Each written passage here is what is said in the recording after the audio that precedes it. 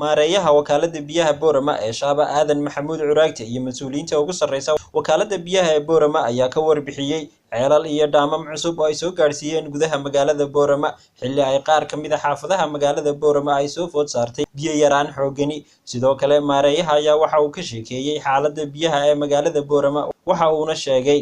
waxa weeyaan horta dhulka abaar saaran baa dhacday mana ahayn to aan u diyaar garoobin diyaar baan u ahayn 4 bilood waan ku guda jiray laba ceel baan soo xidhiidhinaynay 9 kiiloomitir magaalada u jira 4 bilood baan ku jirnay dhismayaashooda iyo beeb dhigidooda iyo qodaalkooda ilaahay idankii madaxoodii biyi magaalada waan soo gaarsiinay markaan waxaan leeyahay macaamiisha sidaas biyaha u ogaada oo waxaan idinku bishaareynayaa bisha Ramadaan inaan idin soo gaarsiinay biyihii intoodii ugu horeysay oo nagu talagalnay inta mashruuca galbeedka oo taabagalayo inaan magaalada ku sugsiino ka ugu bishaareynayaa in biyaha galbeedkana la bilaabi doono bisha Juun ee soo socota sida aan xogtu tahay beebdigideedii waxaan kaloo macaamiisha dadweynaha reer Boorama u sheegayaa oo ku wargelinayaa in ay biyaha warshadaha jaajuurada dhismayaasha lagu waraabinayo ama lagu dhisayo ay noqdaan biyahan balayada iyo ceel gacmeedada ee dadku cabitaanka ay u tashiilaan biyaha dadku cabayaan waxaan kaloo soo jeedinayaa kambaniyada dhismayaasha ee guryaha waaweyn iyo hoteelada waaweyn dhisaya inay barkad yar ay u dhisaan si ay dhulka ugu waraabiyaan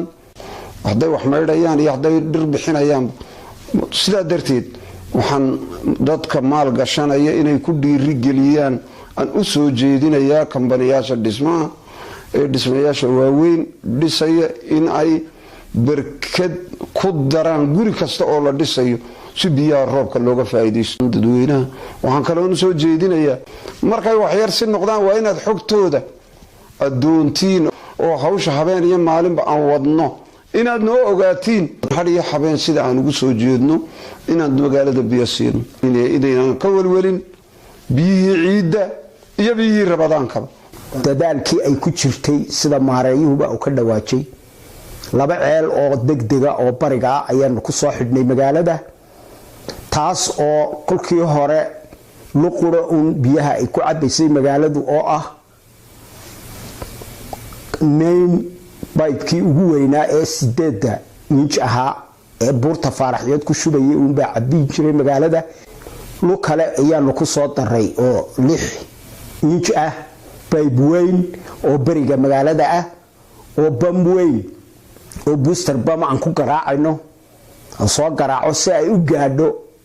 dhulka sare ee bariga magaalada iyo koonfurta